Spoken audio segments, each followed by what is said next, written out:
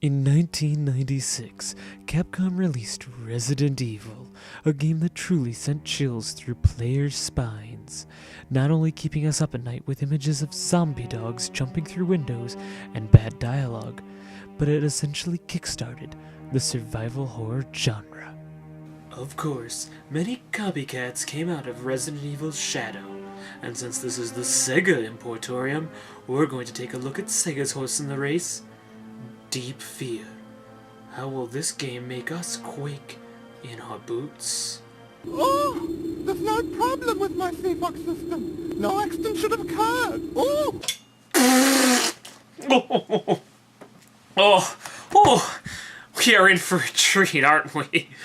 Well, let's stop hiding under the blankets at this point and let's dive in to Deep Fear. You play as ex-SEAL turned civilian emergency responder John Mayer. You are stationed at the Big Table, a naval research base located 300 meters below the surface of the Pacific Ocean. Now, once a rogue submarine crashes into the highly secretive research sector of this Navy base, you are tasked with going in and rescuing the head researcher and other civilians, and then getting back to base.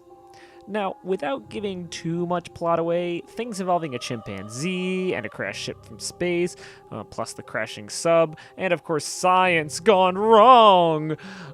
All of this leads to a situation where you are trapped on a base underwater with a whole bunch of people that have turned into spooky tentacle monsters. So now it's up to you and a group of others to escape the base and stop whatever is making this mutation happen. So, once you're through the opening, you'll notice that, like Resident Evil, the game also uses rooms with pre-rendered backgrounds with a fixed camera. Besides that and the basic style of gameplay and terrible voice acting, that is about all it has in common with Resident Evil. One major difference is the controls. Now, you still have to operate your character on tank controls. In other words, you have to stop and manually turn your character in the direction you want him to move. However, unlike Resident Evil, your character can move while shooting, which can be handy in a pinch. Also, this game allows for instant access to grenades and health items without having to go through your inventory, which keeps the pace a bit quicker. While some could argue that this makes the game less tense, it's more enjoyable to play as a result. It may just be which element is more important to you as a particular player.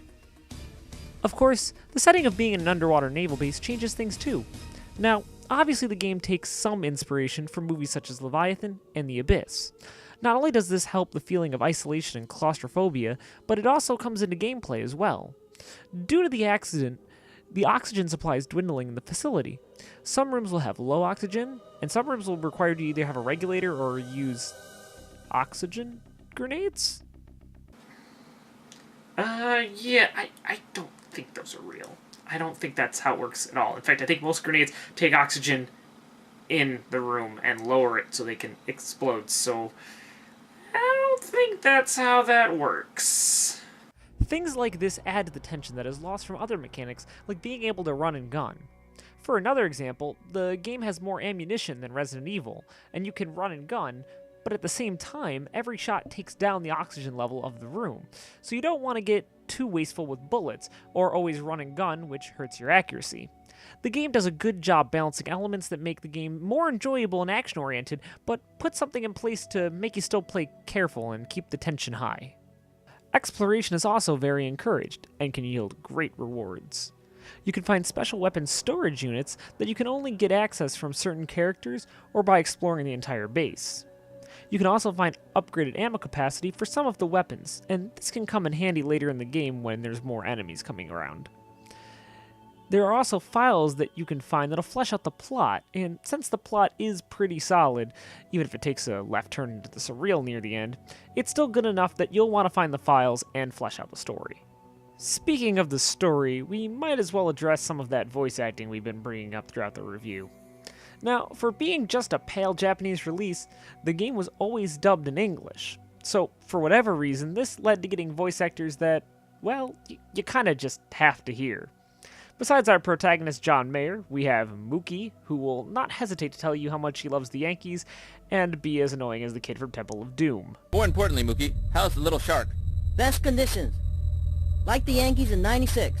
We have Clancy, a tough-as-nails commander who may not really take things seriously. Also, one of the survivors turned into a monster. A monster? What are you talking about? Anyway, save the doctor. Joking aside, I should mention this game takes place on April Fool's Day, so this sort of makes sense, even though it's still weird. Then we have Sharon Stone, someone who loves dolphins. However, even if I end up spoiling what happens to her, this particular cutscene, this moment, it needs to be shared with the world. What about the dolphins?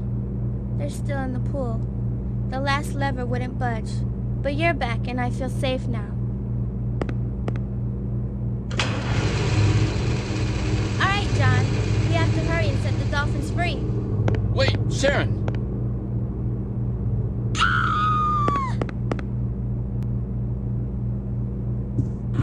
Sharon! Be careful.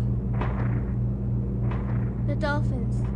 Please save them. Come on, Sharon! Let's go back to land together. When you get back, What? would you have an ice cream with me? Of course. Oh my god! How can you even? I feel so safe now that you're here. Now let me walk out into these mutant tentacles and die. And then, top it all off, she dies in your arms with this one last, beautiful moment of wanting to go back and have ice cream with you. And you say okay, as if you just scored a date with a slick one-liner. Oh my god. Oh, I'm gonna pass out from laughing. Someone hand me an oxygen grenade. It's not getting any better than this.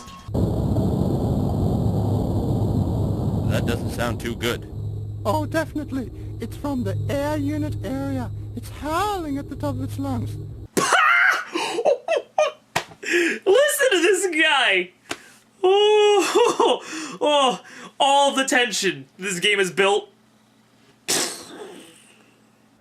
Right, Dubois is the engineer of the bass in the sub. He also has one of the best/worst voice acting I've ever heard in a game. It's kind of incredible. Anyways, there are plenty of other characters along the way, and even if the voice acting is not as memorable for them as it is for some of the other characters, they are all written serviceably, although a lot of the script has some really dumb, cheesy lines throughout. No one character is responsible entirely for the bad voice acting or really dumb lines. But overall, it's still very entertaining. It may ruin the tension, but it still makes for a fun experience, which kind of sums this game up in a nutshell. The game, aesthetically, can look a little rough around the edges, and can run into frame rate issues, but the art design for the creatures and the music is pretty solid. This is because they had some serious talent behind them. The character and creature design was done by Yasushi Nirasawa, who worked on many creature designs for Kamen Rider and Godzilla, some of the biggest and most prolific things that came out of Japan. Also, the music was done by Kenji Kawai, the composer of the two Ghost in the Shell movies. The soundtrack is actually quite great, and is generally reserved and minimalistic, but it's fantastic and it fits the game perfectly. Deep Fear is a solid game, not without flaw. The game ranks pretty low on the actual survival horror scale the genre's trying to be. Well, the oxygen levels and the whole oxygen system does put a lot of tensity on the player, and the body horror of all the characters that get infected and mutilating themselves, basically transforming into tentacle monsters, is pretty grotesque. Generally speaking, a lot of things like the really quick run-and-gun gameplay and the well-equippedness of your character, and on the other coin of that, the really bad dialogue and the bonkers cuckoo banana story that ends up happening near the end, kind of takes away both elements a bit, which leaves it kind of lacking in that department. However, it does control well, the gunplay is fine, it works just about as well as Resident Evil 1 did, and generally it's still a fun ride to go through, and it's kind of crazy to see where it all ends up leading to. So that still means it's recommended, just don't buy expecting a survival horror game, you're gonna get something kind of different. Just because it plays like Resident Evil doesn't mean it's like Resident Evil in a weird way. As confusing as that sounds. Now, of course, if you want to get this game, the Japanese version only costs around $10 to $15 complete, like most Saturn games, because that's just how it was. Saturn was more popular there. However, the version you saw in the video was the PAL version. Now, the PAL version was actually the last Saturn game to come out in Europe commercially. That being the case, that game runs around $100 to $150 at this point, and there hasn't been a known copy listed on eBay in quite a few months. It's a really rare game, so it's recommended you probably just go after the Japanese version and just watch walkthroughs and stuff, as all the dialogue is cutscenes are still in English, and a lot of the menus are in English, just a lot of the text is in Japanese. You'll lose a little bit of the story, but if you're playing through with a walkthrough or something, you'll be just fine. But, be that as it may, Deep Fear is a cool game, maybe just not a perfect Halloween game. But, until next time, the Importorium is closed, and thanks for watching.